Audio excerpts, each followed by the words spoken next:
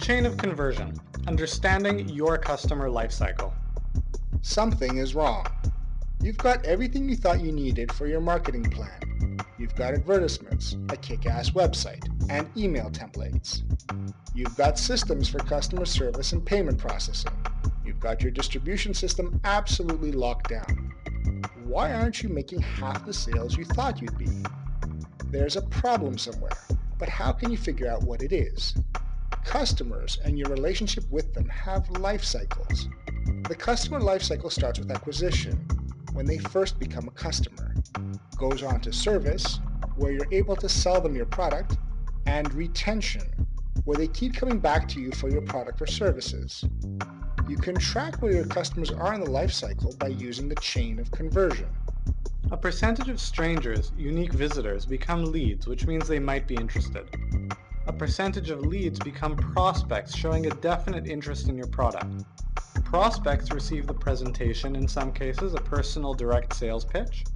A percentage of people receiving the presentation become customers, they bought it. A percentage of customers become repeat customers, they bought it again or bought something else from you. Every sale you make will have gone through this process, and if there aren't enough sales being made, then one of the links of the chain is broken or not working properly. Assuming that you have a good lead generation system, the best way to fix the problem is to start at the end and work backwards. If you aren't getting any leads at all, meaning that nobody knows about your business and nobody is visiting your website, then you'll want to start at the beginning and work forwards. You'll need data to accomplish this. You have to always be tracking where people are in the chain of conversion and how many are going from one link to the next.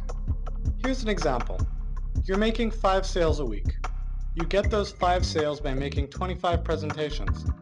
You had 200 prospects who might have been interested, and those prospects came out of a pool of 500 leads. The leads all started out as one of the 1,000 people who encountered some of your advertising or your website. So where's the problem? Well, 5 sales for every 25 presentations is a 20% conversion rate.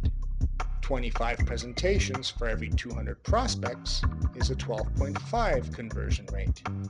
200 prospects for every 500 leads is a 40% conversion rate. And 500 leads for every 1,000 strangers is a 50% conversion rate. Where can you improve? Looking at your business model, you decide that you can make more presentations to your prospects and make them better if you had another salesperson on your team. Or maybe if you fine-tune the presentation itself and retrained your existing sales staff, you can convert more presentations into sales. You want to go with what's going to give you the most benefit for the least effort. That is to say, pick the low-hanging fruit. If you can get a good improvement from a small change, it may be a better idea to do that than to work long and hard on a big change with an equal or only slightly better result. Use your resources wisely. Once you know where your weaknesses are, you can start improving them. Say you have a weak conversion rate between strangers and leads.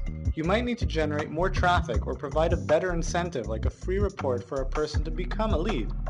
You see that having sales data is important at every step of the chain of conversion. But even if you don't have it yet, you can still use this process by working backwards from sale to stranger to see what part of the process needs fine-tuning. Want more lessons and tips like this one? Subscribe to the firepolemarketing.com blog or sign up for our free 7-day business fireproofing video course.